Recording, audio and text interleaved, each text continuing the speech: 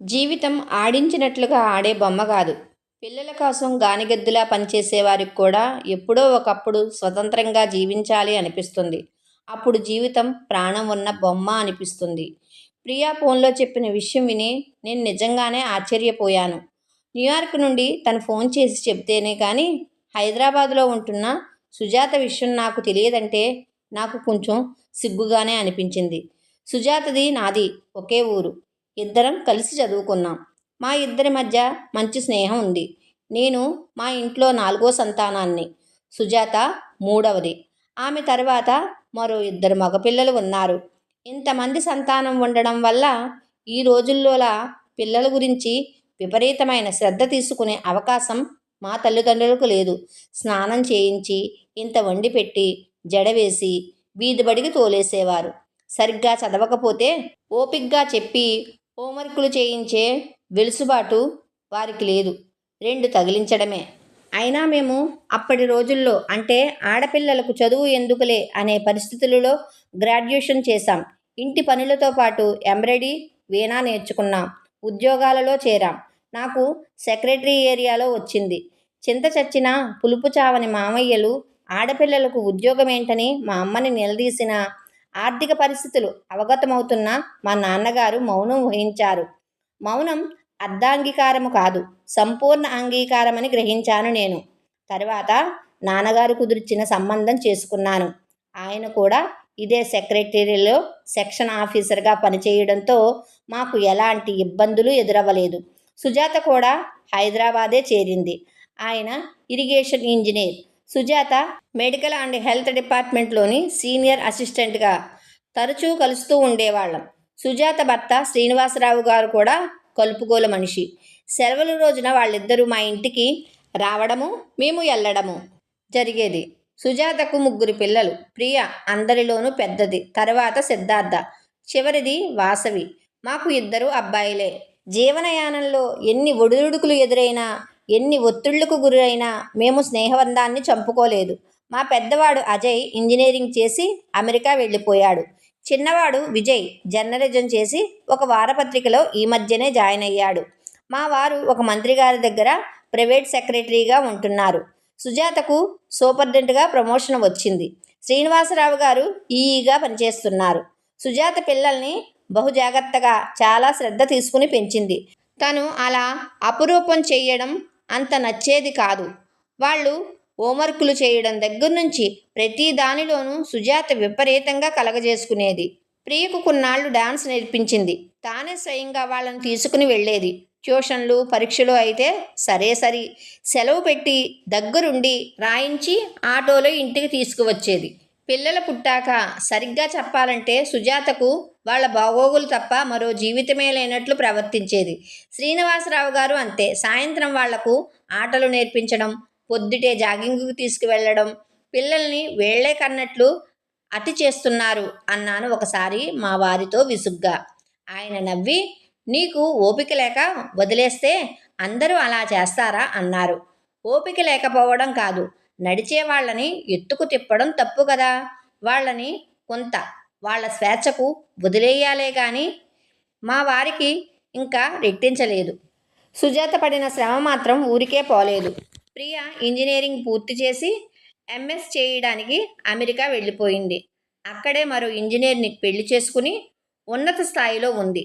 Siddhartha doctor చేశాడు. అతని కూడా స్టేట్స్ చేరుకున్నాడు. కోడల్ని కూడా డాక్టర్ని తెచ్చుకుంది సుజాత. వాసవి మాత్రం గ్రూప్ 1 పరీక్షలు రాసి ఆర్టీఓగా సెలెక్ట్ అయ్యింది. ఆమె వివాహం ఒక ఐఏఎస్ ఆఫీసర్తో జరిగింది. వాసవి ప్రస్తుతం సెలవు మీద భర్తతో ఢిల్లీలో ఉంటుంది. మా పెద్దవాడి పెళ్ళి ఈ మధ్యనే చేశాము. వాళ్ళిద్దరూ అమెరికా వెళ్ళిపోయారు. పెళ్లిలో కాసేపు కనబడింది సుజాత. తర్వాత కలవడానికి కుదరలేదు. ప్రియ ఫోన్ చేయడంతో సుజాత గురించి ఆలోచనలు తేనెటీగలాగా ముసిరాయి. వెంటనే సుజాతకు ఫోన్ చేసి ప్రియ చెప్పిన సంగతి నిజమేనా అని అడుగుదామనుకున్నాను. కానీ అంతకంటే ఒకసారి వెళ్ళి అసలు ప్రియ చెప్పిన దాంట్లో ఎంతవరకు నిజం ఉందో తెలుసుకుందామని ఓపిక పట్టాను. ఆ రాత్రి సిద్ధార్థ నుండి ఫోన్ వచ్చింది. ఆంటీ తెలుసా అమ్మ చేసిన పని? ప్రియ చెప్పింది. అసలు ఇదేంటి ఈ వయసులో? నిజమే, నేను కనుక్కుంటాను అన్నాను. కనుక్కోవడం కాదు, గట్టిగా మందలించండి. అతని గొంతులో కోపం తారస్థాయిలో మోగుతుంది. ఎలక్షన్ సందడిలో మా వారు జోరుగా మంత్రిగారితో కలిసి తిరుగుతున్నారు.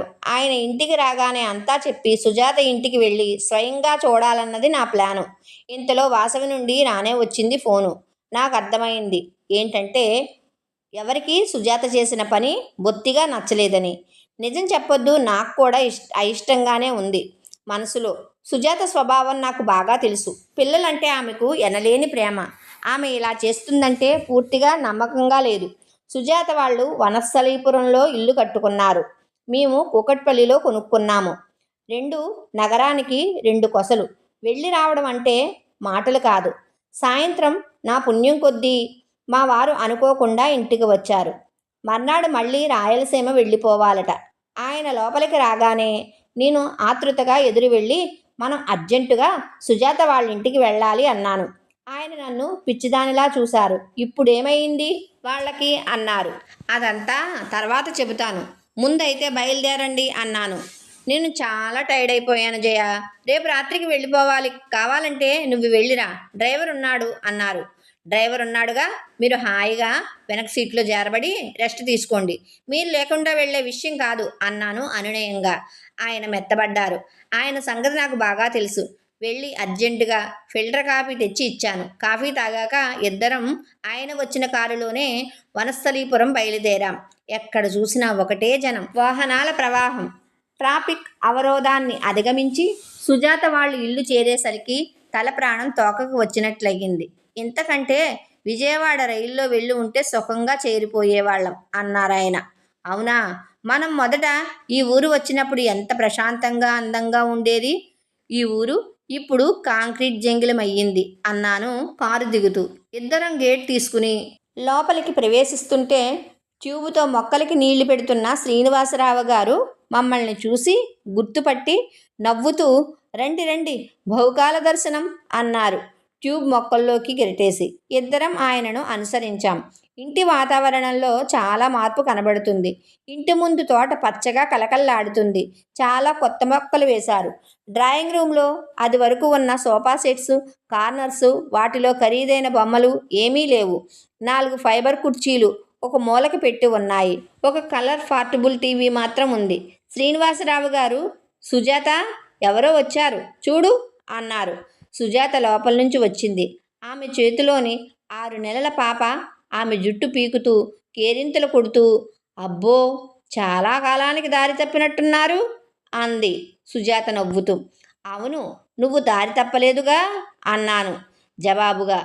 నీతో మాటలతో గెలవడం సాధ్యం కాదులే.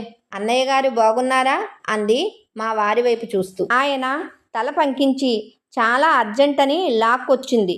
విషయం ఏంటో కొనుక్కోండి అన్నారు. సుజాత నా వైపు చూసింది. మాటల తర్వాత ముందు వెళ్ళి ఏమైనా తీసుకురా, చాలా దూరం నుండి వచ్చారు అంటూ పాపని తీసుకున్నారు శ్రీనివాసరావు గారు. సుజాత లోపలికి వెళ్ళింది. ఎవరి పాప ఈ పాప, మనవరాలా అని అడిగారు శ్రీనివాసరావు గారిని నారాయణ ముక్తసరిగా. ఏమిటి, ఇద్దరు ఒక్కసారే రిటైర్మెంట్ తీసుకున్నారట, ఎందుకని అన్నాను. ఈ విషయాలు తెలియని మా వారు మా ప్రశ్నలని వింతగా ఆలకిస్తున్నారు. విశేషమేమీ లేదు, ఇంకా అవసరం లేదని శ్రీనివాసరావు గారు జవాబు చెబుతూ ఉండగానే కాసిని బిస్కట్లు, టీ తీసుకుని సుజాత వచ్చింది. వస్తూనే ఏంటి చాలా సంగతులు తెలుసుకునే వచ్చినట్లున్నావు అంది టీ అందిస్తూ. ఒక్కసారే వాలంటరీ రిటైర్మెంట్ తీసుకున్నారని ప్రియ చెప్పింది. మీ ఆరోగ్యం ఎలా ఉందోనని. ప్రియ పేరు వినగానే వాళ్ళిద్దరి మొహాలు గంభీరంగా మారిపోయాయి. ప్రియ ఫోన్ చేసిందా అని అడిగారు. అవును అన్నాను. ఇంకేం చెప్పింది, దీన్ని పెంచుతున్నామని చెప్పలేదా అంది సుజాత పాపను ముద్దు పెట్టుకుంటూ. చెప్పింది. ఈ వయసులో దేనికి శ్రమ అంది. నా ఉద్దేశం కూడా అదే అన్నాను. నాకేం అర్థం కావడం లేదు అన్నారు మా వారు మా ఇద్దరి వైపు చూస్తూ. రండి మనిద్దరం హాల్లో కూర్చుని మాట్లాడుకుందాం అంటూ శ్రీనివాసరావు గారు మా వారిని హాల్లోకి తీసుకువెళ్లారు. నువ్వు రాగానే అనుకున్నాను పిల్లలు ఫోన్ చేసి ఉంటారని. సిద్ధార్థ కూడా చేసే ఉంటాడే అంది సుజాత పాపకి పాలు పడుతూ. సుజాత ఆ వయసులో పడుతున్న అవస్థ చూసి నాకు నవ్వాలో ఏడవాలో తెలియడం లేదు. సుజాతకి 50 సంవత్సరాలు ఉంటాయి. ఇంకా 8 సంవత్సరాల సర్వీస్ ఉంది. శ్రీనివాసరావు గారికైతే ఇంకా 4 ఏళ్ళు. ఇద్దరు ఆరోగ్యంగానే ఉండి ఉద్యోగాలు వదిలేశారంటే వాళ్ళిద్దరి మనస్తత్వం నాకు అర్థం కావడం లేదు. సుజాత పాపని జోకొట్టి నిద్రపుచ్చి దివాన్ మీద పడుకోబెట్టింది. ఈ పూట మీరిద్దరూ ఇక్కడే భోంచేసి వెళ్ళాలి అంటూ నేను ఎంత వద్దని వారించినా వినకుండా వంటగది వైపు నడిచింది. సుజాతను నేను అనుసరించి తను కనబడే విధంగా డైనింగ్ టేబుల్ దగ్గర కూర్చున్నాను. డైనింగ్ టేబుల్ పాతది మార్చేసింది. చిన్నది స్టీల్ది తీసుకుంది. చాలా మార్పులు చేశారు అన్నాను. ఎదురుగా అల్మరాలో గ్రైఫాడ్రు, ఆముదం, ఏబిడి, గ్రూప్, గ్రాఫ్, గ్రైఫాడ్స్ వగేరా పసిపాప సరంజామా చూస్తూ. అవును, పిల్లలు అంటూ వెళ్ళిపోయారు. మా ఇద్దరి ప్రాణానికి అంత అట్టహాసం దేనికి? చాకరీ చెయ్యలేముగా. సుజాత ఎదురుగా కూర్చుని అరటికాయ ముక్కలు తరిగి నీటిలో పడేస్తూ, చెయ్యలేమంటూనే పెద్ద భారమే ఎత్తుకున్నారుగా. అన్నయ్య గారు తోట పని చేస్తున్నారు, నువ్వేమో చంటి పాపను పెంచేస్తున్నావు అన్నాను. సుజాత మళ్ళీ నవ్వి, చల్లకొచ్చి ముంత దాచినట్లు నువ్వు పిల్లలకు ఒకల్తా పుచ్చుకుని వచ్చావు. నేను కూడా సూటిగా రంగంలోకి దిగాను. అవును సుజా, వాళ్ళకి నా దగ్గర చనువు సంగతి నీకు తెలుసుగా. నువ్విలా ఒక అనాథ పాపను పెంచడం వాళ్ళకి ఎంత మాత్రమో ఇష్టం లేదు. 3 పిల్లల్ని పెంచావు. పెంచడంలో అలా ఇలా కాదు, ప్రతి క్షణం వాళ్ళ కోసం తీసుకున్న శ్రమ, వాళ్ళని మంచి స్థాయికి ఇవ్వడం కోసం చేసిన కృషి నాకు తెలియంది కాదు. ఇప్పుడు ఇక మళ్ళీ ఈ శ్రమ దేనికి? పైగా ఈ వయసులో. ఈ మాటలు నావి కాదు, నీ పిల్లలవి. మళ్ళీ అదే నవ్వు. ఒక అనాథ పాపని పెంచడానికి మాత్రం నాకు వయసు అయిపోయింది, రిటైర్మెంట్ తీసుకోవడానికి మాత్రం వయసు అయిపోలేదా? నిష్ఠూరంగా అంది. ఐ మీన్ గవర్నమెంట్ రూల్స్ ప్రకారం ఉంది కదా అన్నాను. మనం ఉద్యోగంలో చేరేటప్పుడు మన వయసు ఎంత? 20. ఇప్పుడు 50 దాటాక మనం మన కుటుంబం కోసం 30 సంవత్సరాలు పనిచేశాం. అప్పుడు ప్రశ్నలు లేవు. మెటర్నరీ లీవు 2 నెలలే, క్యాజువల్ లీవు 10. 10:30కు 1 నిమిషం వెనక వెళ్ళినా, 5 గంటలకు ముందు వెళ్ళినా మెమోలు, ఎక్స్ప్లనేషన్స్ అయినా కష్టపడి పనిచేశాం. ప్రమోషన్లు పొందాం. ప్రతి పైసా పిల్లల బాగు కోసం ఉపయోగించాం. మనం మన తల్లిదండ్రుల దగ్గర పొందిన నిరాదరణ మన పిల్లలు పొందకూడదని కంటికి రెప్పలా పెంచాం. నీకు గుర్తుందా? మనిద్దరం మన మొదటి జీతంలోని 90 రూపాయలు పెట్టి హెచ్ఎంటీ వాచి భయపడుతూ కొనుక్కోవడం.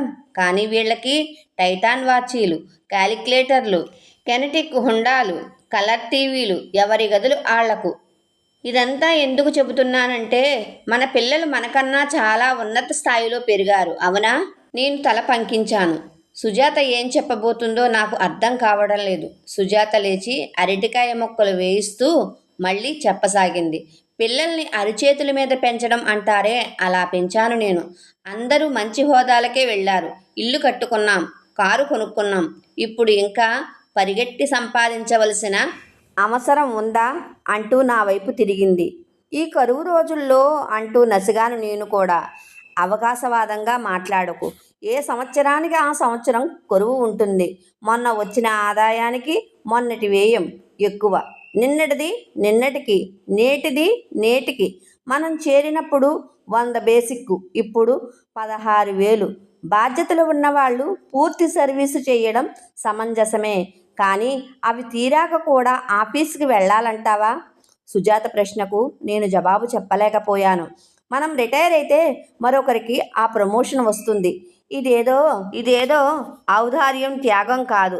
సక్సెస్ఫుల్గా సర్వీస్ చేసి గౌరవంగా ఛార్జ్ హ్యాండ్ఓవర్ చేసి ఇంటికి వెళ్లకుండా సర్వీస్ పొడిగింపు కోసం అర్హులు చాస్తూ ఆఖరి నిమిషం వరకు సెక్రటేరియట్కు పరిగెత్తే బడా ఆఫీసర్లను చూస్తే నాకు చాలా యావగింపు.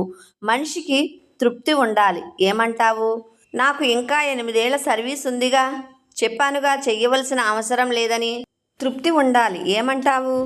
నీకు ఇంకా 8 ఏళ్ల సర్వీస్ ఉందిగా. చెప్పానుగా చెయ్యవలసిన అవసరం లేదని. అది సరే, మరి ఈ అనాథ పాప బాధ్యత ఎందుకు ఇప్పుడు? దానికి మేము తల్లిదండ్రులం, అది అనాథ కాదు. నవ్వుతూ చెప్పినా చాలా స్థిరంగా ఉంది సుజాత జవాబు. మీకు ఓపిక ఉండి కాలక్షేపం కావాలంటే ప్రియ కూతురుంది, సిద్ధార్థ కొడుకు ఉన్నాడు. అది నాకు ఇష్టం లేదు. ఈ హైటెక్ పిల్లలకి మనం చాలా వెనకబడిన వాళ్ళం. మన చేతుల్లో పెరిగిన వాళ్ళకి ఇప్పుడు మనం పెంచే పద్ధతులు నచ్చవు. అలా వాళ్ళ చేత దులపరించుకోవడం నాకు ఇష్టం లేదు జయ. నీకు అసలు విషయం చెప్పలేదు. మేమిద్దరం స్వచ్ఛందంగా పదవీ విరమణ చేస్తామని చెప్పినప్పుడు వీళ్ళ ముగ్గురు చెప్పిన జవాబు మమ్మల్ని నిర్వీర్యులను చేసింది. అదేంటో తెలుసా? అంతవరకు నవ్వుతూ మాట్లాడిన సుజాత ఎగ్జిట్ అయ్యింది. కళ్ళు ఎర్రబడ్డాయి. ప్లీజ్ కూల్ డౌన్ సుజీ అన్నాను అనునయంగా. పర్వాలేదు. మొన్ననే పే రీజన్లో జీతాలు చాలా పెరిగాయి కదా. ఇప్పుడే సంపాదించడానికి వీలు. మీక పెద్ద వయసు, తినలేరు తిరగలేరు. ఎలా అంటే ఇప్పుడు రిటైర్మెంట్ తీసుకోవడం ఫూలిష్నెస్. ఇంట్లో మాత్రం ఏం తోస్తుంది అని. మేము చేస్తాము, మానేస్తాము, అది వేరే విషయం. ఇన్నాళ్ళు సర్వీస్ చేసి మా కోసం కష్టపడి అలసిపోయారు. ఇక మానేసి మా దగ్గరకు వచ్చేసి మనవలతో ఆడుకోండి అంటే మాకు చాలా ఆనందం కలిగేది. కానీ వాళ్ళు అలా అనలేదు. వాళ్ళు రమ్మనగానే మేము వెళ్ళిపోము. అమెరికా వెళ్ళి డాలర్లు సంపాదిస్తున్న అమ్మా నాన్న సంపాదన మీద వాళ్లకు ఆశ ఉండడం మేము భరించలేకపోయాం. అందుకే ఇలా నిర్ణయించుకున్నాం అంది సుజాత ఆవేశంగా. పిల్లలు ఆ విధంగా మాట్లాడినందుకు నేను ఆశ్చర్యపోయాను. మన పిల్లలు మనకంటే మంచి స్థాయిలో ఉండాలని ఆశపడి వారిని మనకే అందనంత ఎత్తుకి మనమే ఎగరేస్తున్నామా? అది సరే, ఇప్పుడు ఈ అదనపు బాధ్యత దేనికి? ఈ బిడ్డ మాత్రం రేపు అలా చెయ్యదంటావా? అడిగాను నేను. ఇక్కడ మాకు స్వార్థం ఉంది. మాకు వ్యాపకం కావాలి. ఇదివరకు మా బిడ్డల్ని పెంచడం స్వార్థమైతే ఇప్పుడు ఈ బిడ్డని పెంచడం నిస్వార్థం. మా మనసుకు కావలసిన ఆనందం పొందడం స్వార్థం.